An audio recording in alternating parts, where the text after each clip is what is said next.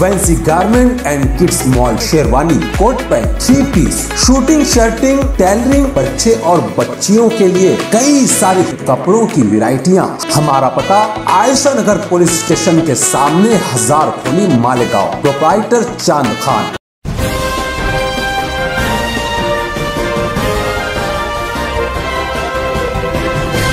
मानव समाचार, मानवता के हक में।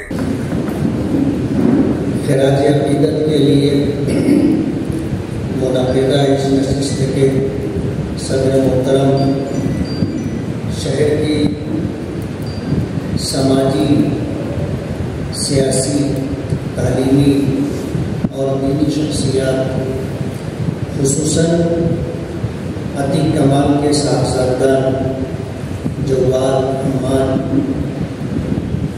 अतीक कमाल के भाई बिरादरान, अहले ख़ानदान और उसी से जुड़े हुए लोक संघर्ष समिति के तमाम ही अहबाब। ज़िंदगी और मौत अल्लाह का फैसला है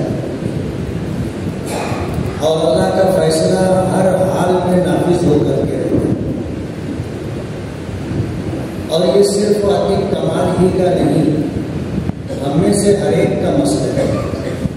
अल्लाह पाक का इरशाद है, कुल्लु मन अलैहा फ़ान व यब्का वज्हु रब्बिका ज़ुल जलाली वल इकराम, कि रूए ज़मीन पर जितनी मखलूक़ात हैं सब पर फना तारी होगी, बाकी रहने वाली ज़ात सिर्फ और सिर्फ अल्लाह रब्बुल आलमीन के साथ है। नबी करीम सल्लल्लाहु अलैहि वसल्लम की हदीस जिसको मैंने पढ़ा है, अल्लाह के नबी ने फरमाया कि अपने मरहूमीन की खूबियाँ बयान किया करो और उनमें जो कमी हो, कोताही हो, उससे अपनी जुबान को रोका करो। वजह उसका ये है कि जब किसी शख्स का इंतकाल होता है और उसके इंतकाल के बाद लोग उसकी तारीफ करते हैं तो अल्लाह ताला लोगों के कहने के मुताबिक अपना फैसला देते हैं। और अगर किसी का इंतकाल हो जाए और लोग उसकी बुराइयां बयान करें तो अल्लाह पाक की तरफ से फैसला उसी तरह का होता है। और ये जो बात मैं कह रहा हूँ ये हदीस पाक का मफ़हूम है। नबी करीम सल्लल्लाहु अलैहि वसल्लम की खिदमत में एक शख्स के इंतकाल की खबर आई।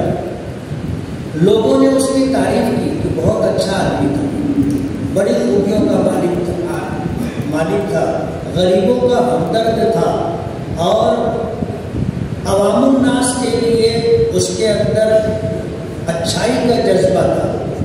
हुजूर पाक सल्लल्लाहु अलैहि वसल्लम ने फरमाया, हाँ जी। एक दूसरे शख्स के इंतकाल की खबर आई कुछ दिनों के बाद।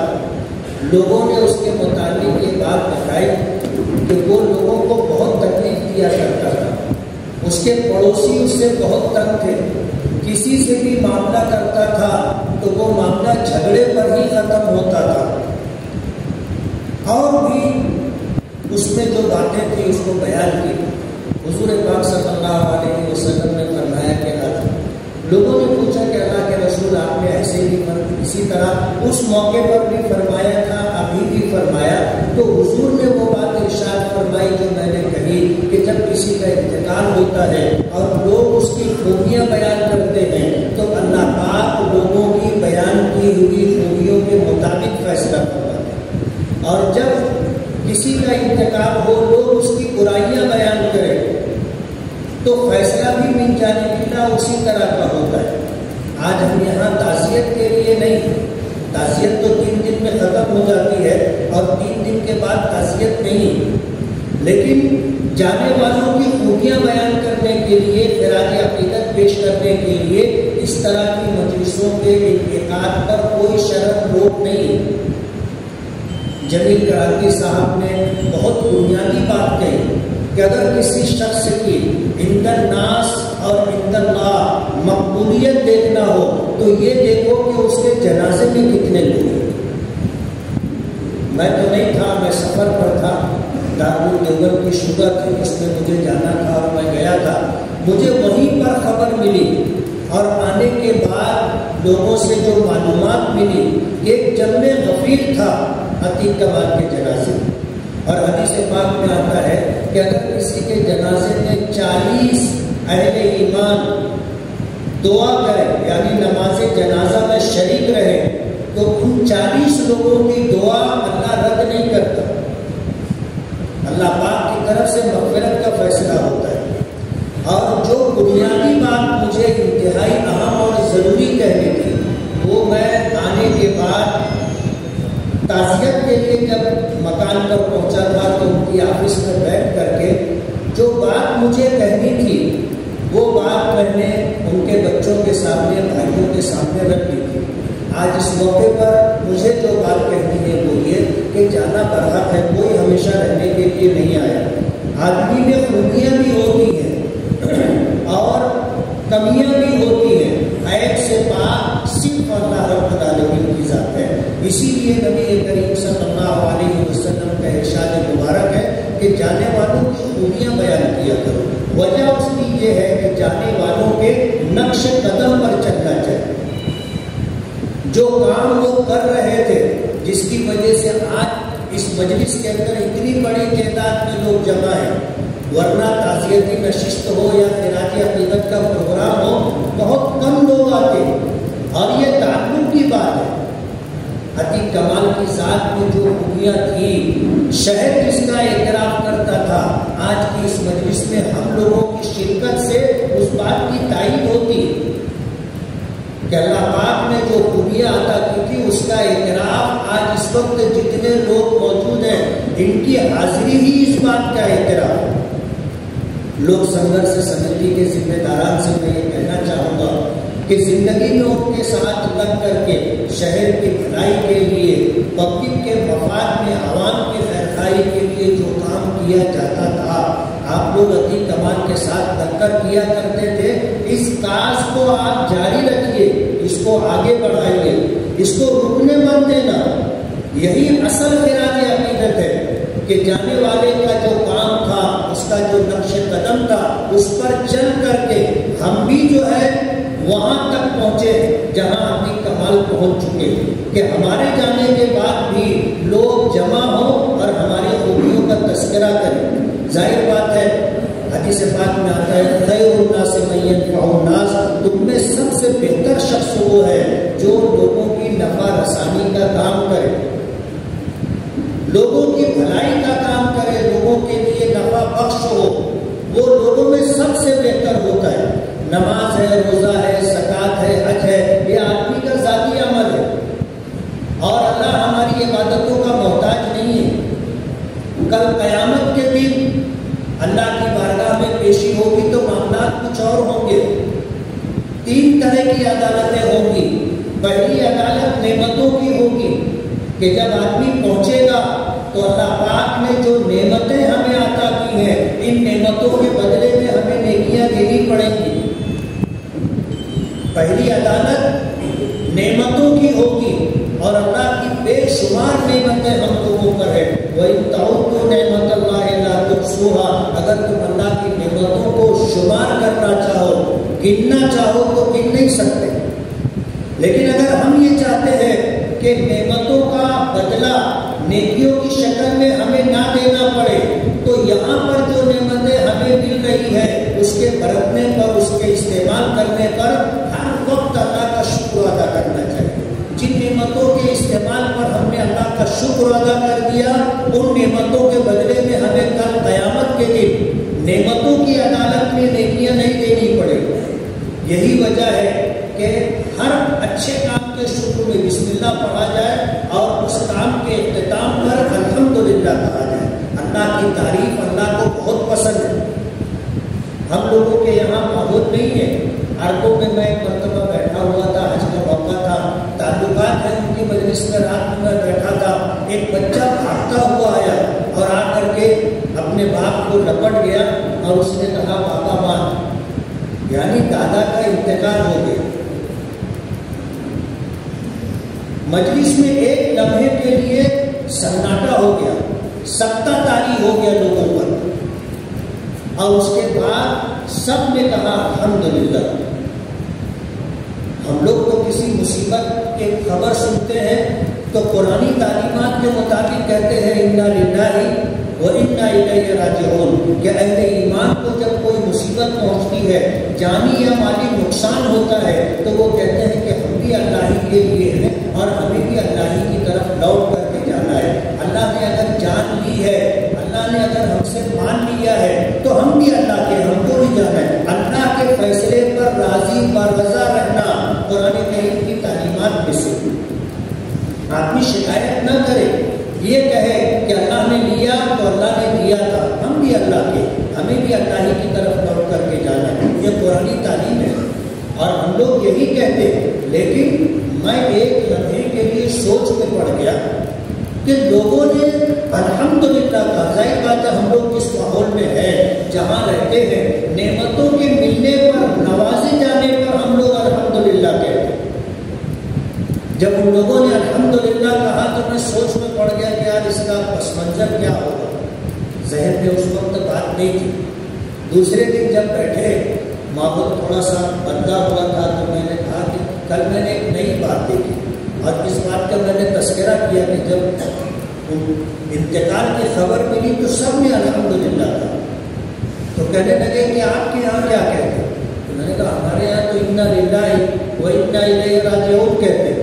کہنے لگے کہ یہ صحیح ہے، یہ تو قرآن کریم کی تعلیمات میں سے، لیکن مسلم شریف کی روایت ہے، مسلم شریف کی روایت ہے کہ کل قیامت کے دن میدان محشر میں ایک فرشتہ اللہ پاک کی طرف سے اعلان کرے گا اور کہے گا کہ این الحمادون، کہاں ہے وہ لوگ جو ہر حال میں اللہ کی تعریف کرتے ہیں؟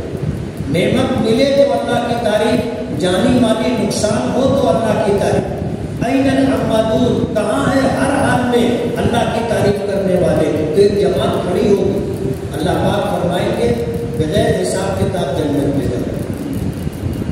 اب ظاہر بات ہے اللہ کا فیصلہ ہے، دنیا کی کوئی طاقت نہ زندگی دے سکتی ہے اور نہ کسی کو موت سے ہمکنار کر سکتی ہے۔ اگر کوئی قاتل کسی کو قبض بھی کرتا ہے تو اس کی روح قبض کرنے کے لیے جو خدائی نظام ہے وہی نظام چلتا ہے، فرشتے ہی آ کر کے اس کی روح قبض کرتے ہیں اور وہی وقت اس کے لیے موت کا وقت ہوتا ہے، وہی وقت اس کے لیے موت کا وقت ہوتا ہے۔ ایسا نہیں ہوتا کہ کسی نے کسی کو قتل کر دیا تو وقت سے پہلے وہ مر گیا، نہیں، اس کے لیے موت کا وقت وہی مقرر ہے۔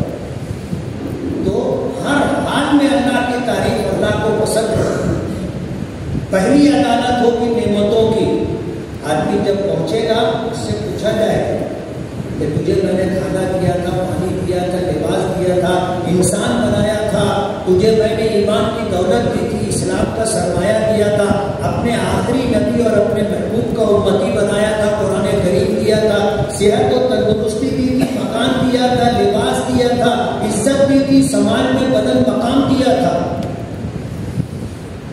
اس کے بدلے میں نیکیاں جمع کراؤ۔ کتنے ایسے ہوں گے کہ پہلی ہی عدالت میں ان کی نیکیاں ختم ہو جائیں؟ دوسری عدالت ہوگی حقوق العباد کی، جہاں پر اللہ پاک کی طرف سے معافی نہیں ہے، وہاں جس کا حق ہوگا وہ کھڑا رہے گا اپنا حق لینے کے لیے اور اسے وہاں پر اس کا حق دلایا جائے گا، اس لیے کہ وہ دن انصاف کا دن ہوگا۔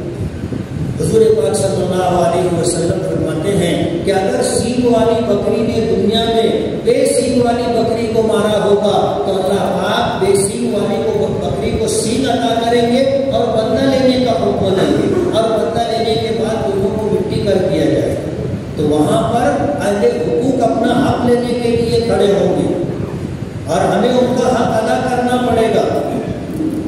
اللہ پاک کی طرف سے یہ اعلان ہے کہ جب تک بندہ معاف نہیں کرے گا میں معاف نہیں کروں گا۔ تیسری عدالت ہے حقوق اللہ کی، حقوق اللہ کے حقوق کی۔ اللہ بے نیاز ہے، اس کو کسی چیز کی ضرورت نہیں ہے، وہ بخشنے پہ آئے گا، زندگی بھر کے گناہوں کو ایک لمحے میں بخش دے گا اور اللہ کا کچھ بگڑے گا نہیں۔ لیکن یہ جو معاملات ہیں، ان معاملات کے پیش نظر کسی کا جانا ہمارے لیے عبرت کی بات ہے۔ نہ میں نے سوچا، نہ کسی نے سوچا، نہ مرحوم عتیق کمال نے سوچا ہوگا کہ یہ میری زندگی کا آخری دن، آخری لمحات ہے اور میں سو رہا ہوں تو یہ نیند میرے لیے ابدی نیند ہوگی، ہمیشہ کے لیے میں سو رہا ہوں، اس نے سوچا بھی نہیں ہوگا۔ ہم میں سے کب کس کا بلانا آ جائے اللہ بہتر جانتا ہے۔ اور ایسے بھی اب جیسے جیسے زمانہ قیامت سے قریب ہوتا جا رہا ہے ویسے ویسے لوگوں کی عمریں کم ہوتی جا رہی ہیں۔ آپ دیکھ لو اتنا بڑا مجمع ہے، کئی 100 لوگ ہیں، اس میں کوئی بوڑھا آپ کو دکھ رہا ہے؟ اب تو بڑھاپے تک نہیں پہنچتے، عمریں لوگوں کی کم ہو گئی ہیں، جلدی جلدی لوگ جانے لگے ہیں، تو ہم لوگ کی زندگی کے آخری پائدان پر ہے، نہ معلوم کب انجانب اللہ بلانا آ جائے۔ اس لیے ہمیں اب اس آخری پائدان پر ہے تو اس تصور کے ساتھ رہنا چاہیے کہ بس ہمارا بلانا آنا ہے اور ہمیں جانا ہے۔ ظاہر بات ہے جب یہ سوچ ہوگی تو ہی ہم لوگ آخرت کی تیاری کریں گے، اور اگر ہم یہ سوچتے رہے کہ نہیں ہمیں مرنا نہیں ہے تو پھر آدمی اللہ کو راضی کرنے کے لیے کوشش نہیں کرتا۔ کسی نے کہا نا بابر داعش کوش کہ عالم دوبارہ نیس ہے، کہ یہی دنیا ہے، جتنا مزہ لوٹنا ہے لوٹ لو، کہاں دوبارہ یہ زندگی ملے؟ لیکن یہ زندگی اللہ نے ہمیں آخرت بنانے کے لیے، نصیب سے اللہ روزی دیتا ہے، کوئی اپنی مرضی سے نہ مالدار بن جاتا ہے نہ اپنی مرضی سے غریب ہوتا ہے۔ خدا نے جس کا جو نصیب بنایا ہے اس کو وہ ملتا ہے اور ہر حال میں ملتا ہے۔ دنیا کی کوئی طاقت اللہ کے فیصلے کو بدل نہیں سکتی، ہر حال میں اللہ کا فیصلہ نافذ ہوتا ہے، اور اللہ نے نصیب بنایا ہے اور اس نصیب کو دنیا کی کوئی طاقت بدل نہیں سکتی۔ ملے گا وہی تو اللہ پاک کی طرف سے طے ہے۔ اس لیے دنیا کے لیے نہیں، اپنی آخرت کے لیے آدمی کو جینا چاہیے۔ دنیا تو نصیب سے ہر حال میں ملے گی، جو اللہ نے طے کیا ہے وہ مل کر کے رہے گا۔ اس لیے ہمارے لیے بھی عبرت کی بات ہے مرحوم عتیق کمال کا اچانک جانا، اہل خاندان کے لیے، متعلقین کے لیے، دوست و احباب کے لیے، سبھی کے لیے بہت دکھ اور صدمے کی بات ہے، لیکن یہ اللہ کا فیصلہ ہے اور ہمیں یہ حکم ہے کہ ہم اللہ کے فیصلے پر راضی رہیں اور ہم زبان سے کہیں انا للہ، اگر عتیق کمال گئے ہیں تو ہم بھی اللہ کے، وَإِنَّا إِلَيْهِ رَاجِعُونَ، اور ہمیں بھی اللہ ہی کے پاس لوٹ کر کے جانا ہے، جہاں عتیق کمال گئے ہیں وہیں پر ہمیں بھی جانا ہے۔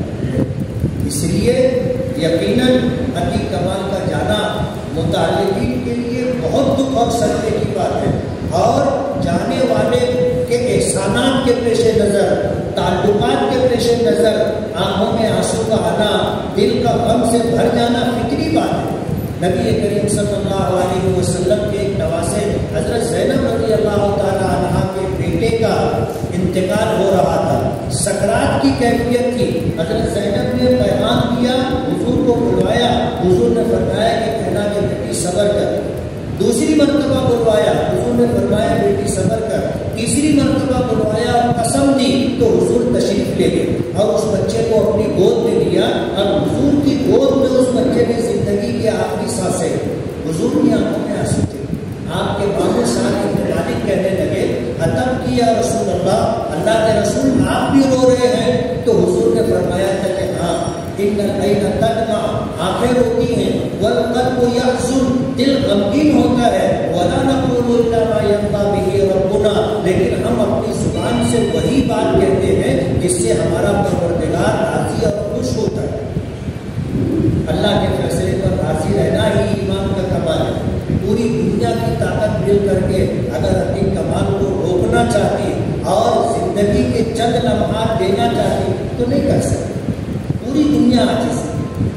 آج اس موقع پر مرحوم کو خراج عقیدت پیش کرنے کے لیے اتنا بڑا مجمع آیا، میں ان کے بچوں سے اور بھائیوں سے اور لوک سنگھرش سمیتی کے لوگوں سے یہ کہنا چاہوں گا کہ کچھ تو بات تھی جس کے پیش نظر اتنے لوگ آئے، اور ہمیں جو چیز دکھ کر آئی ہے وہ آپ مجھ سے بہتر جانتے، اس لیے وہی کام جو عوام الناس کے مفاد میں کیا جاتا تھا آپ وہ کام کرتے رہیے، اور میں جمعیت علماء مالیگاؤں کی طرف سے اپنی طرف سے آپ دعا کرتا ہوں کہ اللہ تعالیٰ مرحوم کی بال بال مغفرت فرمائے، درجات کو بلند فرمائے، زندگی کی ساری نیکیوں کو اللہ قبول فرمائے، جانے انجانے میں جو کوتاہیاں انسان ہونے کے ناطے ہو گئی ہو اللہ تعالیٰ درگزر کا معاملہ فرمائے۔ اور دوسری بات یہ کہنا چاہتا ہوں کہ اس کاج اور کام کو آگے بڑھانے کے لیے اگر ہم جیسے لوگوں کی کہیں آپ کو ضرورت پڑے، آپ آواز دو، انشاءاللہ ہم آپ کے ساتھ ہوں گے۔ وآخر دعوانا